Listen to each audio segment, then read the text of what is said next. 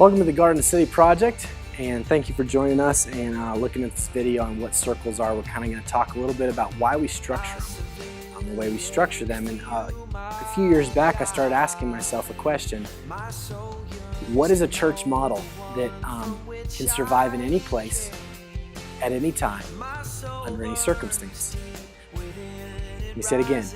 A model that can survive in any place, at any time, under any circumstance. I'm looking for the way Jesus would plan a church, because we come up with our ways, and obviously they're human, and I'm not saying we can get past that. I'm just saying, is there a way? And that's what brought me to the idea of the circle, because the Trinity is always going to be united. He's united in how he relates, how he does things, how he organizes himself, what he believes, how he leads, and how he is on mission. And Jesus is never just a he, he's always a we. He's always with the Father and the Holy Spirit. And so there's a way in which the Trinity is united. And I'd ask you to check out our CROSS acronym to show how that's united.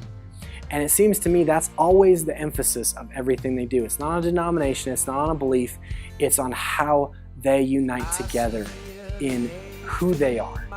And God created us in His image. And so we want to structure ourselves in His image, not based on denomination or what I want you to look like or what your church wants you to look like or hobby or affinity, because then you're not creating unity, you're creating uniformity. So we want to unite around becoming like Jesus. And I believe He gave us the structure in which to do that. You know, when you preach becoming a son and daughter of God, and you talk about God as Father and Jesus as your brother, and the Holy Spirit as the paraclete, the one called alongside, this kind of motherly comforter figure. You're talking in the context of a family. And that's where that message makes sense, sitting in a family. But if you're out on a street corner just yelling at people, if you're in a hookah bar just talking about stuff, you may have got the community, but you don't got the truth. So they're disconnected. One's really got full of truth, but it's really hard feeling. One's really soft feeling, but it's got no truth. And Jesus said the only thing that remains constant in every time, in any place, under any circumstance, is the meal and the home, because the meal is turned in on each other. You're facing each other, you're showing what the Trinity is like, you're loving one another, and you're in a family.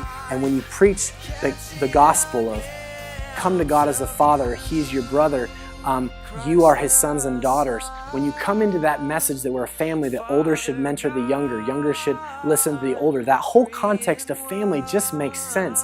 That doctrine is not just a truth we believe, but it's a family life that we live.